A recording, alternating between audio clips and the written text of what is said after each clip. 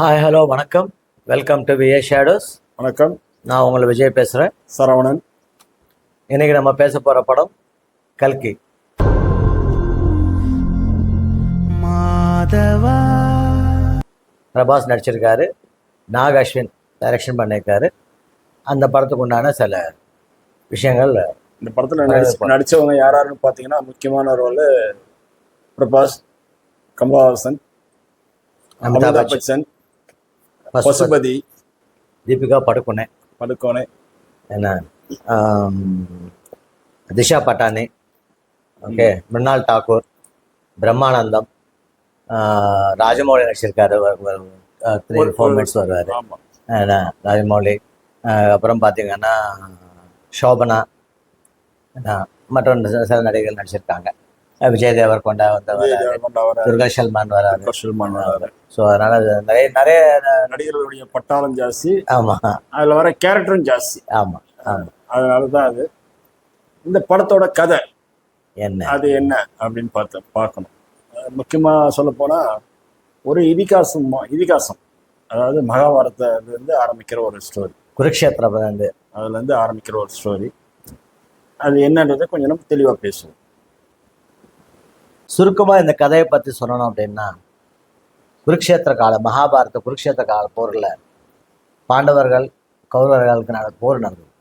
அப்போது துரோணாச்சரோட மகன் அஸ்வத்தாமா, பாண்டவர்களோட குழந்தைய கருவிலேயே அஸ்வத்தாமா கருவை கலைச்சிடுறாரு.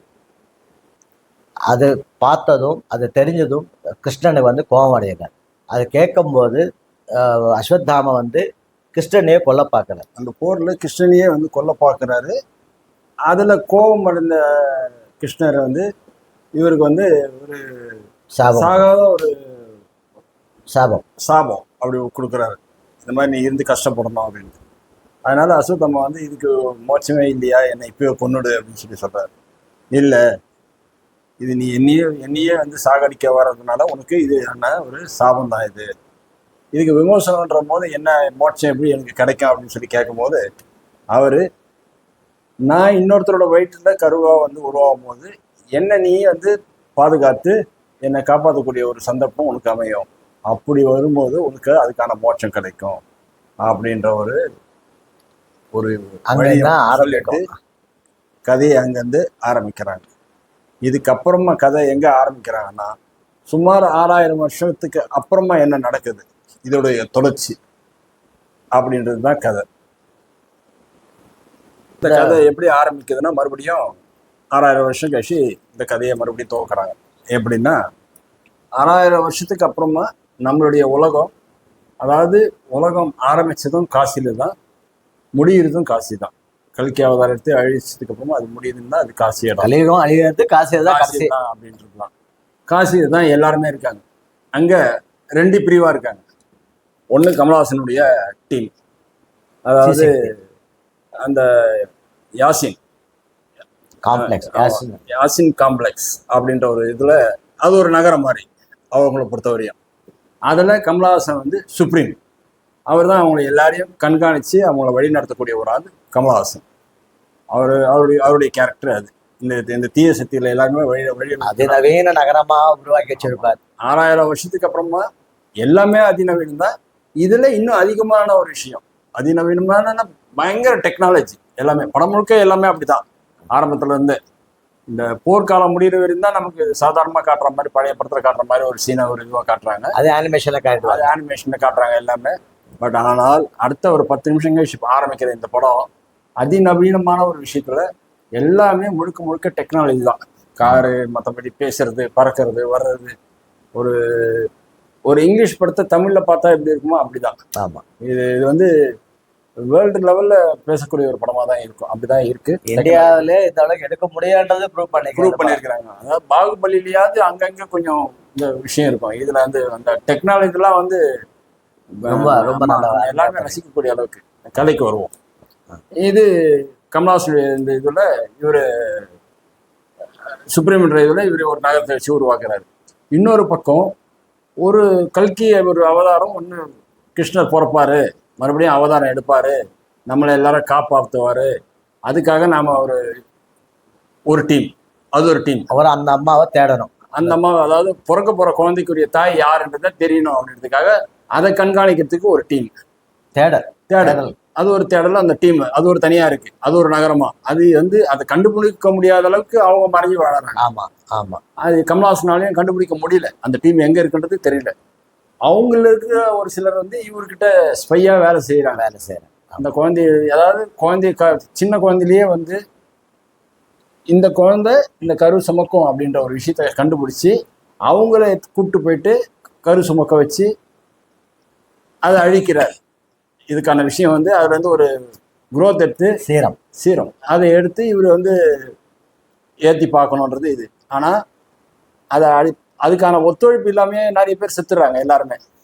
குறைஞ்சபட்சம் இந்த 150 நாள் கழிச்சு அந்த விஷயம் நடக்கணுன்றும் போது இவங்க ஒரு 100வது நாள்லேயே அதை டெஸ்ட் பண்ணும்போது அவங்க எல்லாருமே அதுக்கான சரியான ஆள் இல்லைன்றது இறந்துடுறாங்க. இந்த தேடலில் இந்த கமல்ஹாசன் டீமுக்குள்ளே தான் தீபிகா படுகோனே இருக்காங்க. டீமுக்குள்ளே கிடையாது, அங்கே மாட்டிருப்பாங்க. அந்த அடிமையா இருப்பாங்க. அவங்க அதை கன்சியூவாகவும் ஆயிருப்பாங்க. அதை வெளியில அவங்களுக்கே தெரியாம இருக்காங்க. கன்சியூவ் ஆனதை வெளியில அவங்களுக்கே தெரியல, நாளடைவில் தெரியுது. அதுக்கப்புறமா அதை சொன்னால் நம்மளே இந்த மாதிரி எடுத்து போய் சாவடிச்சுவாங்க. நம்ம சொல்றது இல்லை. 150 நாள் கழிச்சு தான் அவங்களுக்கு தெரியுது இந்த மாதிரி ஒரு விஷயம் இருக்குன்னு. கூட இருக்க தோழி போட்டு கொடுத்து அது தெரியுது. அதுலேருந்து அவங்க தப்பிச்சு வெளியில வராங்க. இது ஒரு ஸ்டோரி. இன்னொரு பக்கம் பிரபாஸ், அவர் எப்படி அப்படின்னு பார்த்தீங்கன்னா ஒரு நடுத்தரமா ஒரு கூலி தொழிலாளி வெளியில, நம்ம இப்போ சொல்ற மாதிரி. அப்போ அவர் அதுக்கு அந்த மாதிரி அந்த பண்டி அந்த கேரக்டர்ல நடிச்சிருக்காரு. ஒரு பணத்தை சேர்த்துட்டு நாம அந்த காம்ப்ளெக்ஸ்ல போய் ஒரு ஆளா நம்ம உள்ள போய் எப்படியா சேர்ந்துடணும், பணம் இருந்தா நம்ம உள்ள போய் அதில் போய் சேர முடியும் அப்படின்ற ஒரு கண்ணோட்டத்துல பணம் யார் கொடுக்குறாங்களோ அவங்களுக்குலாம் வேலை செய்யுது. டெக்னாலஜியா சண்டை இல்லை. அங்கே எப்படின்னா இந்த காம்ப்ளெக்ஸ்ல வந்து யாராவது ஒரு அவங்களுக்கு தேவையான மனுஷ ஆளுங்களை பிடிச்சி கொடுத்தோம்னா அவங்களுக்கு இவ்வளோன்னு ஒரு அமௌண்ட், ஒரு 5000 ரூபா, 5000 யூனிட்டு, 10,000 யூனிட் அது மாதிரி இருக்கு. ஸோ அந்த மாதிரி ஒரு பணத்தை சம்பாதிச்சு அது யாரை பிடிச்சி கொடுக்குறோம் அப்படின்னா இந்த சாம்பல் குரூப் இருக்காங்களா, சோபனா குரூப், அதுல இருக்கிற ஆளுங்களும் பிடிச்சி கொடுத்தாக்க அதுக்குண்டான ஒரு பரிசு கிடைக்குது. அதை கிடைக்கணுன்றதுக்காக அவர் அதுக்கான ஒரு டீம் வேலையில வேலை செய்யறாரு. அதுக்கான அந்த அந்த அந்த காம்ப்ளெக்ஸ், அந்த சாம்பா இந்த விஷயத்த சொல்றதுக்கு இது தெளிவு பண்ணி நமக்கு புரிய வைக்கிறதுக்கே படம் கிட்டத்தட்ட முக்கால்வாசி தூரம். டெக்னிக்கலா பாத்தீங்கன்னா பிரபாஸ் யூஸ் பண்ற புஜ்ஜி கார், அந்த காருக்கு பேக் வாய்ஸ் வந்து அநேகமா கீர்த்தி சுரேஷ்னு நினைக்கிறேன். அவங்க தான். அப்படியா? ஆமா, அவங்க தான். அந்த வாய்ஸ் அப்படிதான் தெரியுது. கீர்த்தி சுரேஷ் வாய்ஸ். ஆமா, அந்த வாய்ஸ் கொடுக்கறது நல்லா. அது ஒரு அளவுக்கு அந்த என்ன சொல்றது, பிரபாஸ் கூடவே அந்த படம் எந்த வரையும் அந்த கார் கூடவே. ஃபர்ஸ்ட் ஹாஃப்ல பாத்தீங்கன்னா பிரபாஸ் ஹீரோ கிடையாது, அதுக்காக கொஞ்சம் வில்லனாவும் காட்டுவாங்க. கடைசியில கொஞ்ச நேரத்துல வந்து ஹீரோவா காட்டுவாங்க. அவர் வந்து எதனாலன்றது ஒரு இது காட்டுவாங்க. படத்துல நீங்க நிறைய இடத்துல பாத்தீங்கன்னா சண்டை காட்சிகள் ரொம்ப ஜாஸ்தி கொஞ்சம் எழுத்துட்டாங்க. ஆமா, அதாவது அமிதாப்புக்கும் பிரபாஸ்க்கும் நடக்கிற சண்டை எல்லாம் பாத்தீங்கன்னா மாறி மாறி மாறி மாறி ஹைஃபையா இருந்துச்சு. அது டெக்னாலஜி பாக்குறதுக்கு ரொம்ப இருந்தாலும் ரொம்ப நேரம், அது ரொம்ப நேரமா பாக்குறதுக்கு ஒரு சண்டையே எவ்வளவு நேரம் பார்க்க முடியும், மாத்தி மாத்தி அடிச்சுக்கிறது. அது கொஞ்சம் டிராக் இருந்துச்சு. பட் இருந்தாலும் ஓவரால் ஆயிடுச்சு. இந்த ஒரு விஷயம் எல்லா இடத்துலயுமே கொஞ்சம். இதுல பசுபதி அவரு ஒரு கேரக்டர் என்னன்னா, சோபனாக்கு கீழே அவரு வெளியில இருந்து கண்காணிக்கிறது எல்லாரையும். இந்த உள்ள கமல் டீம்ல இருக்கிறவங்க அனுப்புறால கண்காணிச்சு அதை அவங்களுக்கு தகவல் கொடுக்குறது. அவரு தான் சோபனாக்கு தகவல் கொடுக்குறாரு. இந்த மாதிரி ஒரு கேரக்டர்ல அவரும் நல்லா நடிச்சிருக்காரு. ஓவரால் இது இப்படி ஓவரால கான்செப்ட் என்னன்னா, இப்ப இருக்கிற மக்களுக்கு செல்ஃபிஷ். ஆமா, அவங்க சுயநலம் தான், மற்றவங்க பார்த்து யோசிக்க மாட்டாங்க. அதுக்குண்டான ஒரு சீன் வச்சிருப்பாங்க. ரெண்டு இடத்துல அதை காட்டுவாங்க. ரெண்டு இடத்துல காட்டுவாங்க. அது படம் பார்க்கும்போது புரியும். அடுத்ததா படத்துல உள்ள டெக்னாலஜி பத்தி முக்கியமா சொல்லணும். அதாவது ஒரு ஆங்கில படத்துக்கு நிகரான ஒரு விஷயத்த இந்த படத்துல நம்ம பாக்குறோம். அதாவது இன்னைக்கு நம்ம சைட்ல எடுக்கிற படங்கள்ல இந்த மாதிரி ஒரு படம் இதுவரையும் வந்தது கிடையாது. இனிமேல் வருமானம் தெரியாது. பார்ட் 2 எடுக்கிறாங்க, அது அவங்களே செய்யறது. பட் இனிமேல் வர படம்லாம் இந்த மாதிரி வருமானது தெரியாது. ஏன்னா எல்லாருமே டெக்னாலஜி. இப்போ ஃபர்ஸ்ட் ஸ்டார்டிங் பார்த்தீங்க அப்படின்னா பேன் இண்டியா மூவியே கிடையாது. ஆமா, இப்போ பேன் இண்டியா மூவி வந்துச்சு. அதே மாதிரி இப்போ வந்து டெக்னிக்கல் பாகுபலி, RRR எல்லாம் பார்த்தீங்கன்னா டெக்னிக்கல் படமா இருந்துச்சு. இன்னும் போக போக இன்னும் அப்டேட் ஆகிட்டே இருக்கும். ஆனா நம்ம என்ன நினைச்சோம், நம்ம இப்போ வந்து ஹாலிவுட் ரேஞ்சு நம்ம படம் எடுக்க முடியுமா அப்படியே யோசிச்சோம். இதுல அது முக்கியமான வந்து முடியும் அப்படின்றது ப்ரூவ் பண்ணியிருக்காரு. முக்கியமான விஷயம் என்னன்னா, நாம இதுவரையும் நமக்கு தெரிஞ்ச கதை தான். இந்த கதை வந்து ஏற்கனவே நமக்கு தெரிஞ்ச கதை தான் ஆமா, என்னன்றது. லேட்டஸ்ட் ஆனால் அதாவது உண்மையிலேயே ஒரு 6000 வருஷத்துக்கு அப்புறமா இப்படி இருக்கும் உலகம் அப்படின்றத நமக்கு கண் எதிர இந்த காட்டுற அந்த விஷயங்கள் வந்து பாராட்டக்கூடிய ஒரு விஷயம் தான். ஆமா. உண்மையிலே அதுல வந்து எந்த ஒரு மாற்று கருத்தும் இல்லை. நாக அஸ்வினோடைய உழைப்புக்கு ஆமா, உண்மையிலேயே ரொம்ப நல்லா பண்ணியிருக்காரு. டெக்னிக்கலா நல்லா வந்து ரொம்ப ரொம்ப நல்லா இருந்தது. அதே மாதிரி சந்தோஷ் நாராயண் மியூசிக்கும் நல்லா இருந்துச்சு. சந்தோஷ் நாராயணோட மியூசிக்கும் சரி, பாட்டு மட்டும்தான் சரியா எடுபடல. கொஞ்சம் சிங்கால அந்த பாட்டுலாம் மற்றபடி படம் ரொம்ப அருமையா இருந்தது. கமலஹாசன் அவரை பத்தின விஷயத்த சொல்லணும்னா, மெயின் கேரக்டர் வில்லன்றது அவர் தான் படத்துல. ஆனால் படத்துல அவரு அந்த 3 மணி நேரம் படத்துல அவர் வரக்கூடிய விஷயம் எவ்வளவு நேரம் பார்த்தீங்கன்னா, குறைஞ்சபட்சம் ஒரு 15 நிமிஷம் இருந்து 20 நிமிஷம் தான். அது கூட இருக்காது. அது கூட இருக்கிறதுக்கு வாய்ப்பு இல்லை, பட் அதுதான். ஆனால் அந்த ஒரு 10-15 நிமிஷத்துல வந்தாலுமே எல்லாருமே மிரட்டி எடுத்துட்டு போறாரு சட்டுன்னு வந்து வெளியில. அதே மாதிரி படம் முடியும் போது அவருடைய செகண்ட் ஹாஃப்ல வந்து அவருடைய இதுதான் இருக்கும் பங்கு, பெரும்பாலுமான பங்கு கமலஹாசனுடைய பங்கா தான் இருக்கும் அப்படின்றத ஃபர்ஸ்ட் ஹாஃப்ல முடிக்கிறாங்க. அதாவது நீங்க பாகுபலில பாத்தீங்கன்னா கத்தி எடுத்து கொடுத்துட்டு ஏன் அப்படின்ற ஒரு கேள்வியோட நீ போவாங்க. இந்த படத்துல பாத்தீங்கன்னா கமலஹாசன் வந்து ஒரு வயதான முதிர்வான ஒரு கேரக்டர்ல இருந்து இளமையா மாறி அதை காட்டுற அந்த ஒரு விஷயத்தோட அங்க நிற்பாங்க. இனி என்னுடைய ஆட்டத்தை பார்ப்பீங்கன்றது. ஆக படத்துல 2வது பாகத்துல முழுக்க கமலஹாசனுக்கும் பிரபாஸ்க்கும் நடக்கக்கூடிய ஒரு அதே மாதிரி பாத்தீங்கன்னா அஸ்வத்தாமா வந்து புரிஞ்சுப்பாரு. இவர் வந்து பிரபாஸ் வந்து ஆமா கர்ணன். ஆமா, ஆக்சுவலா வந்து அப்போ கர்ணனா இவருக்கு வந்து உதவி பண்ண வருவார். ஆமா, அதை விட ஒரு சீன் காட்டி பிரம்மாஸ்திரத்தை தொடும் போது அந்த பவர் மறுபடியும் அந்த இது வருது. அதுல இருந்து தீபிகா படுகோனை காப்பாற்றி கூட்டி எடுத்து வர்றது. ஆமா, மறுபடியும் திருப்பி அந்த பிரம்மாஸ்திரம் கீழே விழுந்த உடனே சாதாரணமா இருந்துட்டு அந்த அம்மா கடத்தி எடுத்துன்னு போயிட்டு கமலஹாசன் ஒப்படைக்கிறது மறுபடியும் கூட்டு போறாரு. இதோட அந்த பக்கம் கதை முடியுது. இதோட கண்டினியூட்டின்றது 2வது பாகத்துல வரும்ன்றது எப்படி ரொம்ப நல்லா வந்திருக்கு. முதல் பாகத்தை பொறுத்தவரை மிக அருமை.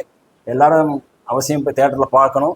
அந்த அளவுக்கு தான் இருக்கு படம். முதல்ல குடும்பத்தோட பார்க்கலாம் படத்தை. குழந்தைங்களும் ரொம்ப ரசிப்பாங்க. ஏன்னா நம்ம இதுவரையும் இங்கிலீஷ் படத்துல மட்டும்தான் இந்த மாதிரி டெக்னாலஜி தான் பார்த்துருக்கோம். தமிழ் படத்துல இதுவரையும் பார்த்தது கிடையாது. முதல் முறையா ரொம்ப அருமையா பண்ணியிருக்காங்க. அவசியம் தியேட்டர்ல போய் பாருங்க எல்லாரும். ரொம்ப அருமையா வந்திருக்கு. முதல் பாகத்தை இன்னும் கலக்கி பிறக்கல. அடுத்த பாகம் ஆமா, இது வந்து இன்னும் இருக்கு. அதுல 2வது பாகம் இன்னும் அருமையா இருக்குன்றது எங்களுடைய கருத்து. வாழ்த்துக்கள் ஆல் தி டீம் எல்லாருக்கும் வந்து வாழ்த்துக்கள். படத்தை எல்லாரும் தியேட்டர்ல போய் பாருங்க, குடும்பத்தோட பாருங்க. மிக அருமை படம். அவசியம். நன்றி, வணக்கம். விஎஸ் ஷேடோஸை லைக் பண்ணுங்க, ஷேர் பண்ணுங்க, சப்ஸ்கிரைப் பண்ணுங்க. தேங்க்யூ.